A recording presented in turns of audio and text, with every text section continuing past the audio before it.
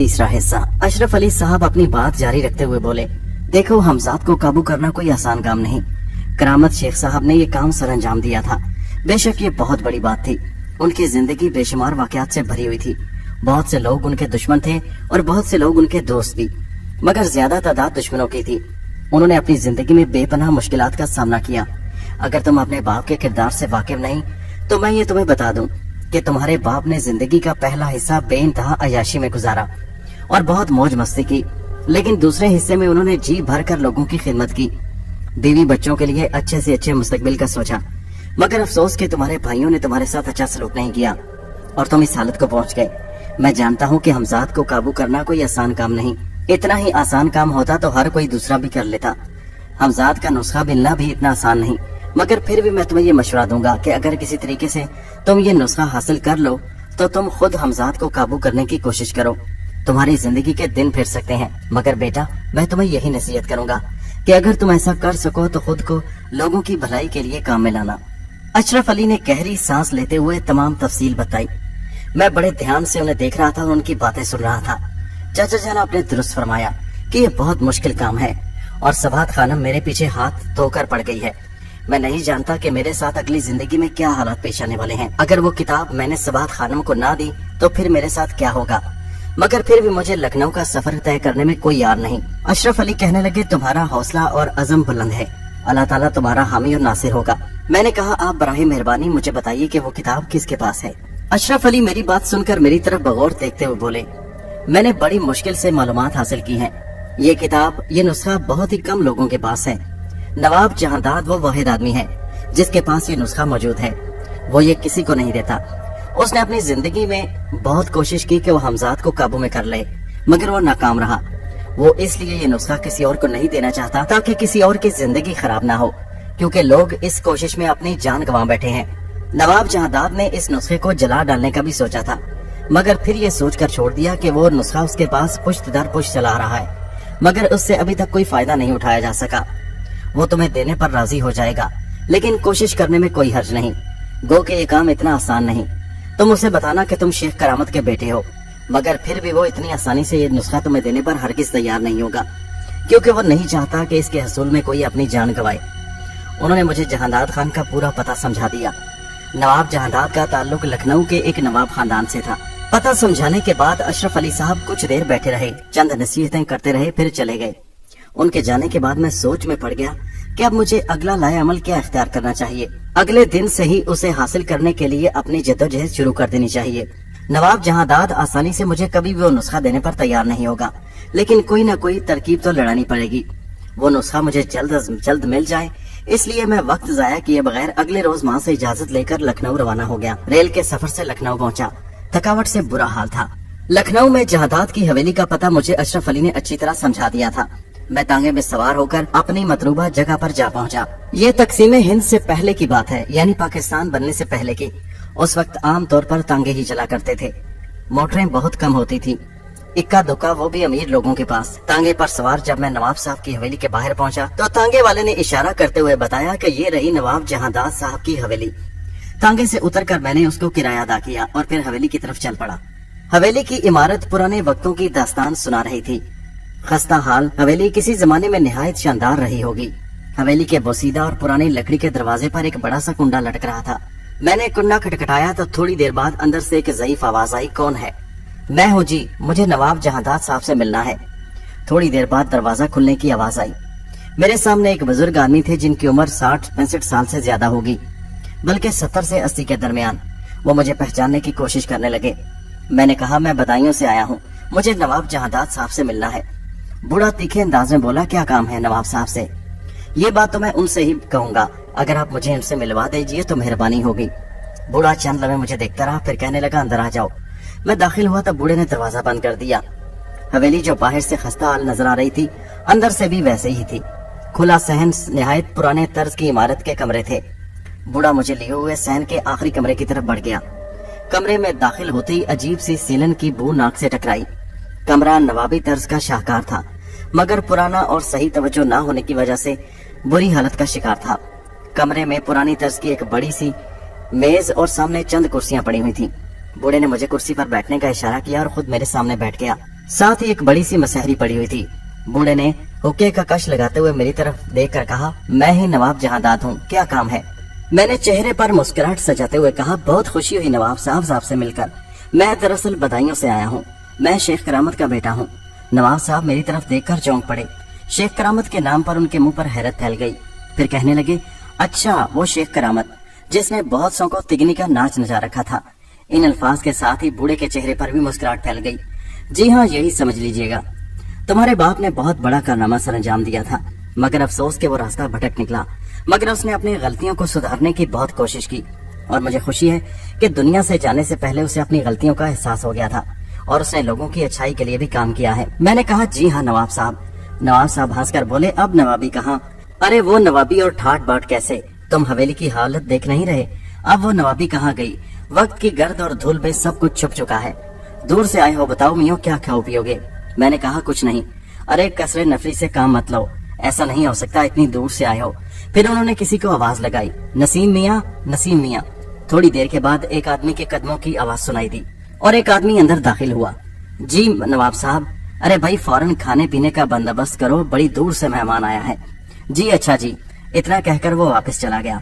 नवाब साहब कहने लगे, दरअसल मेरा एक ही मुलाजिम है, हर तरफ बेचारा यही भाग दौड़ करता है, इसलिए मैं खुद उठकर दरवाजा खोलने चला गया। खैर अब बोलो। अरे मियाँ मैं तुम्हारा नाम तो पूछना भूल ही गया। मैंने कहा, जी मेरा नाम जाहिर है। अच्छा जाहिर मियाँ, बताओ किस इरादे से मेरे पास आए हो? उन्होंने पूछा तो मैं बोला, नवाब साहब दरअसल मैं आपके पास एक खास मकसद के तहत आया हूँ, मुझे हमजाद को काबू करने का वजीफा चाहिए। मेरी बात सुनकर नवाब साहब एकदम चौंक कर मेरी तरफ देखने लगे। उनकी आंखों में हैरत थी। वो फटी फटी आंखों से मेरी तरफ देखते हुए कहने लगे, हमजाद को काबू करने का नुस्खा? तुम्हें इसकी क्या जरूरत पड़ गई? तुम्हारा बाप तुम्हारे लिए बेतहाशा दौलत और जायदाद छोड़कर गया है, ये तो उस बेचारे को चाहिए जो रातों रात अमीर बनना चाहता हो। नवाब साहब आप दुरुस्त फरमा रहे हैं, मगर क्या बताऊं कैसे हालात हो गए हैं। आप तो जानते हैं कि रुपया पैसा जायदाद ऐसी चीज है जो सके भाइयों में भी दूरियां बढ़ा देती है, अपनों को अपनों के खिलाफ कर देती है, एक दूसरे का दुश्मन बना देती है, एक दूसरे के सर काटने पर मजबूर कर देती है। मैं अपने भाइयों में सबसे छोटा हूँ, मगर हालात और महरूमियों का शिकार हूँ। नवाब साहब मेरी बात सुनकर कहने लगे, हाँ मैं समझ सकता हूँ, मगर दौलत हासिल करने का ये तरीका तुम जिसकी तलाश में आए हो सरासर गलत है और इतना आसान नहीं जितना आसान तुम इसे समझ रहे हो।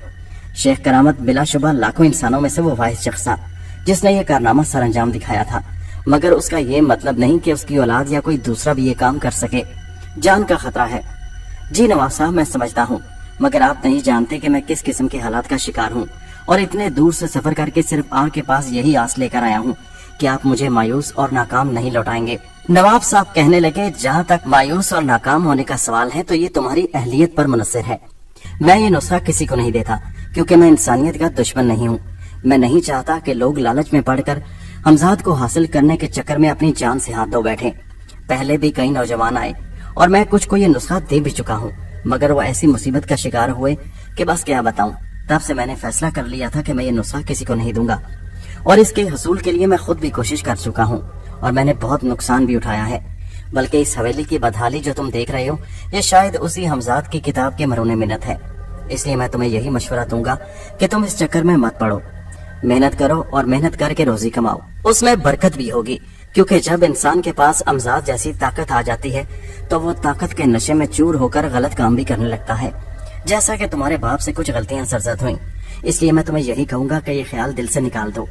मैंने नवाब जहांदाद साहब की बात सुनकर ठंडी सांस भरते हुए कहा, नवाब साहब काश ऐसा हो सकता।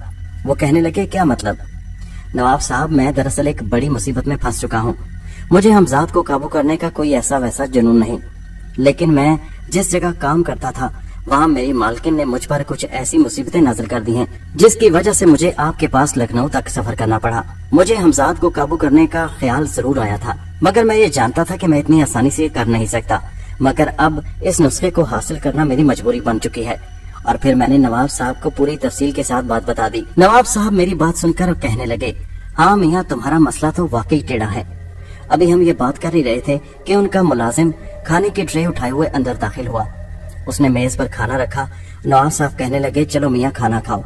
इसके साथ ही मुलाजिम की तरफ मुड़कर कहने लगे, अरे भाई कुछ मशरूबात वगैरह भी ले आओ। मुलाजिम सर हिलाकर चला गया।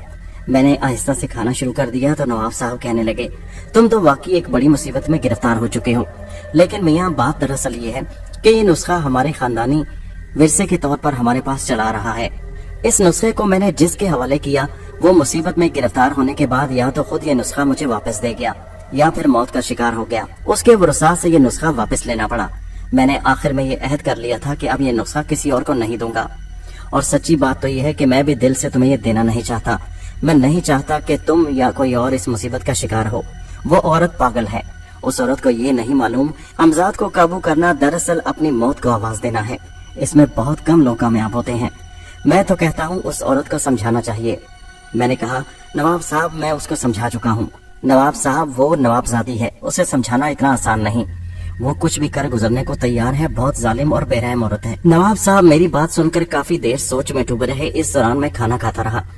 थोड़ी देर खामोशी के बाद नवाब साहब कहने लगे, तुम्हारी मजबूरी देखते हुए ये नुस्खा मैं तुम्हारे हवाले करने को तैयार हूँ, लेकिन मियाँ याद रखो अगर वो नाकाम हो गई या उसकी मौत हो गई तो उसके बाद इस नुस्खे को तुम फौरन जाया कर देना। मैं नहीं चाहता कोई और इस तबाही का शिकार हो। नवाब साहब की बात सुनकर मेरा दिल बिल्लियां उछलने लगा। मैं खुशी से निहाल होने लगा। मैं जानता नहीं था कि इतनी आसानी से ये मरहला तय हो जाएगा। बाद में मेरी भूख की उड़ गई और मैंने जल्दी जल्दी लुकमे जहर मार किए। नवाब साहब मेरी तरफ देखकर मुस्कुरा कर कहने लगे, मियाँ आराम से खाओ, क्या जल्दी है। नवाब साहब जल्दी से वो किताब मुझे दे दिए ताकि मैं वापसी का सफर करूँ।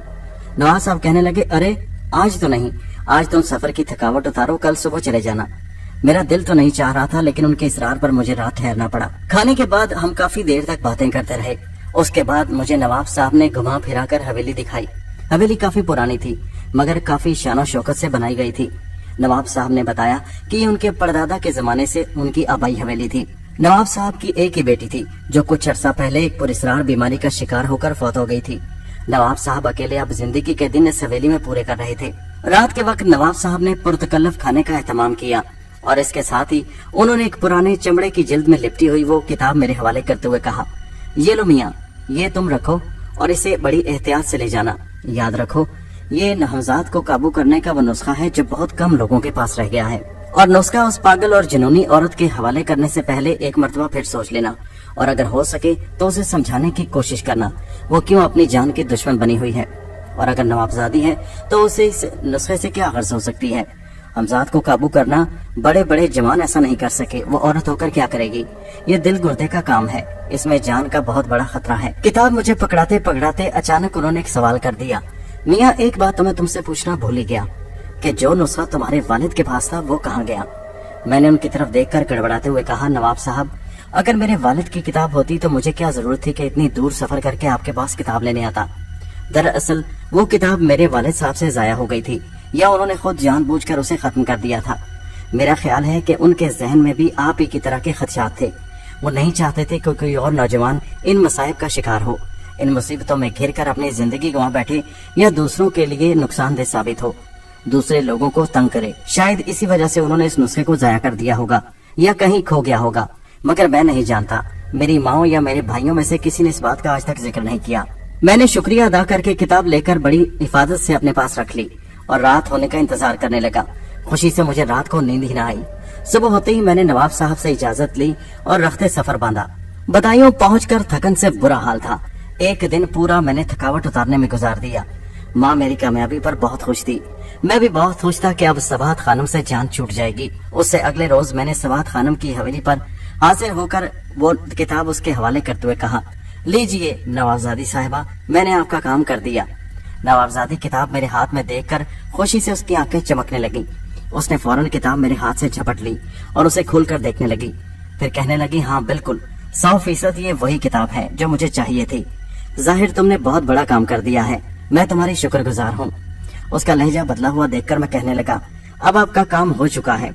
मैंने दिल में सोचा, इसीलिए मेरे साथ इतनी नरम पड़ गई है, वरना मेरी जान लेने के दर पे थी। जाहिर तुमने बहुत बड़ा काम कर दिखाया है। अब मेरा दिल नहीं चाहता कि तुम्हारे जैसे वफादार मुलाजिम को यहाँ से निकाल फेंकूं। इसलिए मैं चाहती हूँ कि तुम मेरी हवेली में ही मुलाजमत करो। मेरा दिल तो नहीं चाह रहा था, मेरा एक दिल चाह के साफ इनकार कर दूं। फिर मैंने उसकी तरफ देखते हुए कहा, जी नवाबजादी साहिबा, जैसा आप हुक्म करें। तो फिर ठीक है, तुम हवेली आ जाया करो, तुम मेरे खास मुलाजिम हो। मेरा दिल तुमसे बहुत खुश है। इसके साथ ही नवाबजादी साहिबा ने चंद रुपए निकाल कर मुझे देते हुए कहा, ये लो तुम्हारा इनाम। मैंने रुपये में वापस करते हुए कहा, नवाबजादी साहिबा मुझे इनकी जरूरत नहीं, मुझे तो बस मेरा हक चाहिए जो तनख्वाह है, और वही मैं आपसे वसूल कर लूंगा।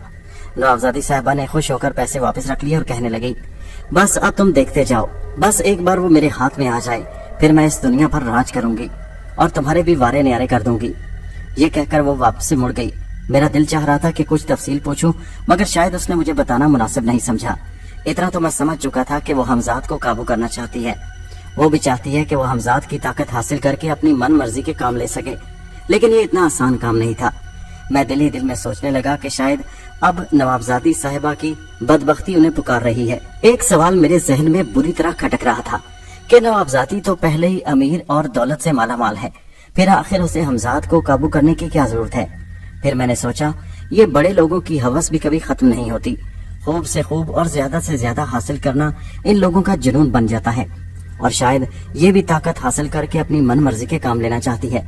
या हो सकता है कि इसके जहन में कोई ऐसा मकसद हो जिसके हसूल के लिए इसे हमजाद की जरूरत महसूस हुई हो। बहरहाल जो भी था, मेरा काम खत्म हो चुका था। मेरे सर पर जो तलवार लटक रही थी वो मेरे सर से गायब हो चुकी थी। अब मैं मुतमईन होकर हवेली में मुलाजमत के दिन पूरे करने लगा, मगर उसके बाद सबात खानम के दिन रात के औकात बिल्कुल तब्दील होकर रह गए। अब सबात खानम दिन के वक्त बहुत कम नजर आती और रात को तो बिल्कुल ही गायब हो जाती। रात के वक्त साबरा को हुक्म था कि वो हवेली में ही रहे, इसलिए मैं रात पड़ते ही अपने घर की तरफ चला जाता। लेकिन उस रात साबरा की तबीयत बहुत खराब थी, इसलिए उसने बीवी से इनकार करते हुए कहा कि वो अपने घर जाएगी। सबात खानम ने मेरी तरफ देखते हुए कहा, जाहिर आज की रात तुम हवेली में रुकोगे। तुम तो जानते हो कि मैं अपने कमरे से बाहर नहीं निकलती और साबरा भी आज अपने घर चली जाएगी, इसलिए हवेली में किसी न किसी का होना जरूरी है। मैं अपने कमरे से बाहर नहीं निकल सकती, इसलिए मजबूरी है, वरना तुम्हें ना रोकती। वो मालकिन थी और मैं मुलाजिम, मजबूरन मुझे उसकी बात मानना पड़ी। हालांकि जैसा सलूक उसने मेरे साथ किया था, मैं ये नौकरी जारी ना रखता, मगर क्या करता, हालात इस तरह के थे कि मैं मजबूर हो गया था। और अब वो मेरे साथ बिल्कुल ठीक चल रही थी, तो मुझे क्या जरूरत थी अच्छी भली नौकरी को लात मारने की। साबरा चली गई और मैं हवेली में सहन में एक चारपाई बिछाकर लेट गया। सबात खानम ने सख्ती से हुक्म दे रखा था कि मैं कमरे की तरफ आने की कोशिश न करूं। वो ऐसा चिल्ला काटने में मसरूफ है जिसमें किसी की मुदाखलत उसके चिल्ले को खराब कर सकती है। रात आहिस्ता आहिस्ता सिरक रही थी। मैं सहन में चारपाई पर लेटा हुआ आसमान को घूर रहा था। आसमान पर चमकते सितारे दिखाई दे रहे थे, हर तरफ सन्नाटा और कहीं कहीं टिड्डियों की आवाजें भी आ रही थी। मैं फितरी तौर पर बहादुर इंसान हूँ, इसलिए मुझे रात के वक्त अकेले सहन में लेटने से जरा भी खौफ नहीं आ रहा था। हालांकि रात के वक्त उस वक्त हवेली का माहौल ऐसा होता कि अगर कोई और होता तो उस वक्त से खौफ खा जाता, मगर मैं खामोशी से लेटा हुआ सोने की कोशिश कर रहा था। मैं जानता था कि मुझे हवेली के अंदरूनी हिस्से में जाने की इजाजत नहीं। न जाने किस वक्त लेटे लेटे मेरी आंख लग गई। अभी मुझे सोए हुए थोड़ी ही देर गुजरी थी कि अचानक दिल दहला देने वाली चीखों की आवाज सुनकर मैं एकदम हड़बड़ा कर उठ बैठा। ये तो सबात खानम की चीखों पुकार थी। वो निहायत दर्द और कर्ब में डूबी हुई चीखें लगा रही थी, शायद ऐसे जैसे उसका गला घोंटा जा रहा हो। मैं एकदम उठकर अंदरूनी कमरे की तरफ भागा। सबात खानम की चीखें दिल दहला रही थी। मैं दौड़ता हुआ उसके कमरे के पास पहुंचा। दरवाजा बदस्तूर बंद था। उसने अंदर से कुंडी लगा रखी थी, मगर उसकी चीखें सुनकर मेरे कान फटे जा रहे थे और मेरा दिल जोर जोर से धड़क रहा था। सबात खानम की चीखें ऐसी थी जैसे कोई सबात खानम का गला घोंट रहा हो। मैं दरवाजे के बाहर खड़ा शशोपंज में था कि मुझे दरवाजा खटखटाना चाहिए या नहीं, मगर सबात खानम की चीखें ऐसी थीं कि मेरा दिल जोर जोर से धड़क रहा था और दिल यही कह रहा था कि मुझे उसकी मदद करनी चाहिए। फिर जहन में यह ख्याल आता कि मुझे उसने सख्ती से मना कर रखा था कि मुझे दरवाजा नहीं खटखटाना और ना ही उसकी किसी मसरूफियत में मुदाखलत करना थी, मगर इस वक्त मेरी जो हालत थी वो मैं ही जानता था। उसकी करबनाक चीखें ऐसे महसूस हो रहा था जैसे वो बहुत सख्त अजियत और तकलीफ में मुब्तला हो। फिर अंदर कमरे से आने वाली आवाज ने मुझे चौंका दिया। सबात खानम जोर जोर से मेरा नाम लेकर पुकार रही थी, जाहिर मुझे बचा लो, ये मुझे मार डालेगा, मुझे बचा लो जाहिर। मैंने एक ही लम्हे में फैसला कर लिया, चाहे जो कुछ भी था मुझे सबात खानम की जान बचानी थी। कोई था जो सबात खानम को जान से मारना चाहता था, उसे कत्ल कर देना चाहता था, उसका गला घोंट रहा था, बेदर्दी से उसे मारने के दर पे था। ये सोचते ही मैंने जोर जोर से दरवाजा खटखटाना शुरू कर दिया, मगर अंदर से उसकी चीखें बदस्तूर सुनाई दे रही थी। जब बार बार खटखटाने पर भी उसने दरवाजा न खोला तो मैंने मजबूर होकर दरवाजे को जोर जोर से धक्के लगाने शुरू कर दिए और फिर मैंने जोर जोर से दरवाजे पर टांगे मारने शुरू कर दी। कमजोर दरवाजा मेरे धक्के बर्दाश्त न कर सका और थोड़ी ही देर में दरवाजा धड़म से खुल गया। उसकी कुंडी टूट चुकी थी। मैं फौरन अंदर कमरे में दाखिल हुआ, मगर अंदर का मंजर देखकर मेरा सांस ऊपर का ऊपर और नीचे का नीचे रह गया। सबात खानम की लाश कमरे के ऐन दरमियान में पड़ी हुई थी। पास ही एक चिराग चल रहा था। ऐसा लगता था जैसे सबात खानम की गर्दन पर किसी ने तेज धार छुरी चला दी हो। सबाहत खानम की गर्दन से खून निकल निकल कर फर्श पर बह रहा था। सबाहत खानम को कत्ल कर दिया गया था। सबाहत खानम की उधड़ी हुई लाश देखकर मेरे रोंगटे खड़े हो गए। मैं एकदम खौफ का शिकार हो गया। कमरे में अजीब सा सन्नाटा छाया हुआ था। मंजर बड़ा ही भयानक था। और फिर मेरी नजर उसके करीब पड़ी हुई उसी किताब, उसी नुस्खे पर पड़ी जो हमजाद को काबू करने का था। वो उसके पास पड़ा हुआ था। मैंने फौरन आगे बढ़कर उस नुस्खे वाली किताब को उठाकर अपनी जेब में डाल लिया। फिर गौर से देखा, सबाहत खानम की लाश भयानक मंजर पेश कर रही थी। मुझे दिल ही दिल में बहुत अफसोस हुआ। सबाहत खानम को न जाने किसने कत्ल कर दिया था। फिलहाल मैं कुछ भी समझने से कासिर था। दिमाग काम नहीं कर रहा था कि मुझे क्या करना चाहिए। फिर मैंने सोचा, सबाहत खानम को किसी ने अंदर कमरे में कत्ल कर दिया, मगर वो कौन था, अंदर कैसे दाखिल हुआ? कमरे में दरवाजे के अलावा अंदर दाखिल होने का कोई ऐसा रास्ता नहीं था। फिर मैंने कमरे का जायजा लिया तो ऊपर मेरी नजर एक रोशनदान पर पड़ी, मगर रोशनदान में इतनी जगह नहीं थी कि कोई इंसान वहां से अंदर दाखिल हो सकता। मैं कुछ देर सोचता रहा। मैंने सोचा किसी मुसीबत में गिरफ्तार न हो जाऊं। ऐसा न हो कि सबाहत खानम को कत्ल करने वाला तो निकल भागा, मगर इसके कत्ल के इल्जाम में मैं पकड़ा जाऊं। इसलिए चुपचाप यहाँ से निकल जाना चाहिए। मैं फौरन तेज तेज कदम उठाता हुआ कमरे से बाहर निकल आया। बाहर निकला तो हवेली में मुकम्मल सन्नाटा और खौफ की फिजा छाई हुई थी। मैं फौरन बैरूनी दरवाजे की तरफ बढ़ने लगा। हवेली से बाहर निकलते हुए मैं तेज तेज कदमों से अपने घर की तरफ चल पड़ा। एक लम्हे के लिए मेरे दिल में ख्याल आया कि मेरे अलावा साबरा तो ये जानती है कि उसके जाने के बाद सबाहत खानम के अलावा मैं हवेली में अकेला मौजूद था। ऐसा न हो कि कल कला को पुलिस साबरा के बयान पर मुझे ढूंढती हुई मेरे घर आ जाए। फिर क्या होगा? फिर मैंने सोचा कि ये कह दूंगा कि मैं तो सुबह अपने घर चला आया था। बाद में मुझे नहीं मालूम कि सबाहत खानम को किसने कत्ल किया और उस पर क्या गुजरी। ये सोचकर मैंने अपने दिल को मुतमईन किया और मैं घर पहुंच गया। घर पहुंचा तो मेरी वालिदा मुझसे पूछने लगी, खैरियत, इतनी रात को तुम क्यों आ गए हो? मैंने बताया, बस मेरी तबीयत ठीक नहीं थी, इसलिए मैं बीबी से इजाजत लेकर घर आ गया। अपने बिस्तर पर दराज हुआ तो मेरा दिल उथल पथल हो रहा था। खौफ और बेचैनी से मेरी बुरी हालत थी। सबाहत खानम बेचारी बेमौत मारी गई, लेकिन आखिर सबाहत खानम का कातिल था कौन? सबाहत खानम को किसने कत्ल किया और वो कमरे में कैसे दाखिल हुआ? ये तमाम सवालात मेरे जहन में गूंज रहे थे, लेकिन मेरे पास इनका कोई जवाब नहीं था। मैं न जाने कितनी देर तक इन्हीं सोचों में गुम रहा। सारी रात करवटें बदलते हुए गुजर गई। नींद आने का नाम तक नहीं ले रही थी। इन हालात में नींद कैसे आती? जितना खौफनाक मंजर और जिस कत्ल को मैं देख कर आ रहा था, उसके बाद नींद कैसे आ सकती थी? सुबह मेरी माँ ने नाश्ते का पूछा तो मैंने कह दिया मेरा नाश्ते को दिल नहीं। माँ कहने लगी, क्या हुआ, अभी तबीयत तुम्हारी ठीक नहीं हुई? मैंने कहा, नहीं माँ, बस ठीक है, मेरा दिल नहीं चाह रहा।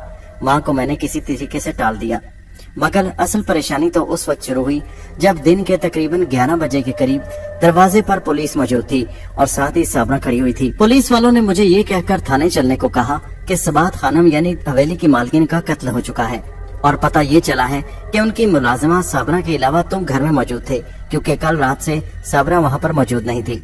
मुझे तफ्तीश के बहाने थाने ले जाया गया। इंस्पेक्टर अशरफ अली थाने में अपनी कहर आलूद आंखों से मुझे घूर रहा था।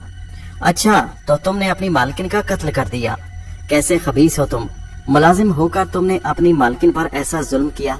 वो तो तुम्हें तुम्हारी चोरी के शुबे के बावजूद यहाँ से छुड़ा कर ले गई थी, मगर तुमने उनकी नेकी का ये बदला दिया। मैं कातिल नहीं हूँ, मैंने अशरफ अली की तरफ घूरते हुए कहा। ये तो अदालत में पता चलेगा। फिलहाल तो ये है कि तुम्हें गिरफ्तार किया जाता है। तुम पर शुबा है कि तुमने ही अपनी मालकिन का कत्ल किया है, क्योंकि तुम्हारी मालकिन ने तुम्हें हवालात में बंद कराया था और इसी दुश्मनी की बिना पर तुमने अपनी मालकिन से बदला लिया और अपने इस बदले की आग में जलकर तुमने उनका कत्ल ही कर दिया। मैं अशरफ अली थानेदार की बात सुनकर हैरान रह गया। ये मुझ पर कैसा घिनौना इल्जाम लगाया जा रहा था। मुझे हवालात में बंद कर दिया गया। अशरफ अली थानेदार ने मेरे ऊपर बहुत तशद्दुद किया, मुझे मारा पीटा। इसके बाद मुझ पर मुकदमा दर्ज कर दिया गया। मेरे साथ साथ साबरा भी शामिल तफ्तीश थी, लेकिन उसे गिरफ्तार नहीं किया गया। शायद औरत होने की बिना पर उसे इस बात का फायदा हुआ था। मेरी पेशियां चलती रही, अदालत में हाजिर होता रहा। इतनी तफ्तीश के बावजूद भी मेरे खिलाफ कोई जुर्म साबित न हो सका। शक की बिना पर मुझे जेल से रिहा कर दिया गया, लेकिन जेल में गुजरे 2 महीनों ने मेरी जिंदगी के दिन बर्बाद करके रख दिए। जब मैं घर पहुंचा तो मेरी हालत बड़ी अजीब थी। मेरी जुदाई में मेरी माँ रो रो कर पागल होने के करीब पहुंच चुकी थी, लेकिन शुक्र है कि 2 महीने के बाद मुझे जेल से रिहाई मिल गई। शक बेबुनियाद साबित हो चुका था और मौके वारदात से किसी किस्म के ऐसे सबूत नहीं मिले थे जिससे ये साबित होता कि सबाहत खानम के कत्ल में मैं मुलव्विस हूँ। सबाहत खानम का कत्ल ऐसा मुहिमा बन चुका था जिसका अभी तक कोई सिरा हाथ नहीं आया था। पुलिस ने तफ्तीश करते करते बिलाखिर इस फाइल को हमेशा के लिए बंद कर दिया। लेकिन सबाहत खानम के कत्ल के बाद जैसे हमारे गरीबी और बेकसी के दिन दोबारा शुरू हो गए। वही फाकों की नौबत आ पहुंची। मेरी माँ की हालत भी सेहत खराब हो चुकी थी, इस वजह से वो भी काम करने से आ रही थी। मैंने सोचा अब मुझे ही कुछ ना कुछ करना होगा। जाहिर है पेट का दोज़ख तो भरना था। मैंने नौकरी की तलाश शुरू कर दी, मगर इतनी जुतियां घिसाने के बावजूद मुझे कोई नौकरी न मिली। हिंदुस्तान में अंग्रेजों की हुकूमत थी, मगर यहाँ अब हालात खराब होना शुरू हो गए थे। अंग्रेज की हुकूमत हर तरफ कायम थी, मगर तमाम हिंदुस्तानियों के दिलों में अंग्रेजों के खिलाफ नफरत पाई जाती थी। हालात के लिहाज से बदायूं शहर काफी पुरसुकून और इत्मीनान बख्श था। यहाँ पर हालात बिल्कुल ठीक चल रहे थे, मगर हमारे हालात ठीक नहीं थे। दूसरी तरफ मेरी माँ की जिस्मानी हालत काफी बिगड़ती जा रही थी। वो दिन ब दिन कमजोर होती जा रही थी। कुछ फाका कशी ने उसे अधमुआ करके रख दिया था। इतने पैसे नहीं थे कि उसे किसी हकीम से दवाई लेकर देता। मैंने बहुत कोशिश की, लेकिन नौकरी न मिली। मेरी माँ की हालत इतनी खराब हो गई कि वो बिस्तर से लग कर रह गई। अपनी तमाम तरह कोशिशों के बावजूद मैं उसके लिए ना ही दवाई का इंतजाम कर सका और ना ही अच्छे खाने का। किसी वक्त दिल बहुत घबरा जाता तो मैं एक तरफ बैठकर ज़ारों के तार रोने लगता। माँ मेरी आंखों में आए हुए आंसू पोंछती और कहती, मेरे लाल मेरे लिए क्यों रोता है? मैं कहता, माँ तेरा बेटा इतना सेहतमंद नौजवान होकर भी तेरे काम कुछ नहीं आ सका, मुझे माफ कर दे माँ। वो मेरे दोनों हाथ थाम लेती और मुझे प्यार करती, मेरी पेशानी को चूमती और कहती, मेरे बच्चे तू बहुत फर्माबरदार है, क्या ये मेरे लिए कम है? मैं सुकून से मरूंगी। मैं चाहती हूँ कि तू जिंदगी में बहुत तरक्की करे, तुझे जिंदगी की हर खुशी नसीब हो। मेरे लाल मैं जानती हूँ तूने मेरे लिए बहुत कोशिश की है, मगर किस्मत तेरा साथ नहीं दे रही। मगर मैं तेरे लिए दुआ करती हूँ, अल्लाह ताला तेरा हामी और नासिर होगा और तू इस शहर पर एक दिन राज करेगा। मैं बेख्तियार माँ के सीने से लगकर हजारों के तार रोने लगता। मेरी माँ मुझे सीने से लगाए बेतहाशा प्यार करती। वो बड़े ही जज्बाती लम्हात होते। वो रात बहुत सर्द और खौफनाक थी। उस रात मेरा दिल जोर जोर से धड़क रहा था और मेरे दिल में कई खदशात थे कि आज रात कुछ होने वाला है। मेरा दिल बुरी तरह सहमा हुआ था। दिल में मायूसी ने डेरे डाल रखे थे। बार बार मेरा ध्यान मेरी माँ की तरफ चला जाता और फिर उस रात मेरी माँ की हालत काफी बिगड़ गई। माँ उखड़े उखड़े सांस लेने लगी। मैं माँ के पास नम आंखों से बैठा हुआ उसे देख रहा था। मेरी माँ ने मेरी तरफ देखा और आखिरी बार बड़ी मोहब्बत से मेरी तरफ देखकर मुस्कुराई और इसके साथ ही माँ ने हिचकी ली और वह हमेशा के लिए इस दुनिया को छोड़ गई। मेरी माँ मर चुकी थी। मैं धाने मार मार कर रोने लगा। मैं कितनी ही देर माँ की मैयत से लिपटा अपने आंसू बहाता रहा, अपनी बेकसी अपनी बेबसी पर रोता रहा। माँ के मुर्दा वजूद के साथ लिपटे रोते हुए मुझे न जाने कितनी देर गुजर गई। जब थोड़ा सा जी हल्का हुआ उठकर देखा तो कुछ भी नहीं रहा था। मेरी तो जैसे दुनिया ही अंधेर हो चुकी थी। माँ आखिरी सहारा थी, वो भी मुझे छोड़ गई और मुझे अफसोस इस बात का रह रहकर हो रहा था कि मैं अपनी माँ के लिए आखिरी वक्त तक कुछ कर न सका। रात आहिस्ता आहिस्ता सिरक रही थी और मैं गम से निढाल मुझ पर गशी के दौरे पड़ रहे थे। इसी हालत में न जाने कब मुझ पर बेहोशी तारी हो गई। दोस्तों ये कहानी जारी है, इसका अगला हिस्सा नेक्स्ट वीडियो में मुलाहिजा कीजिए।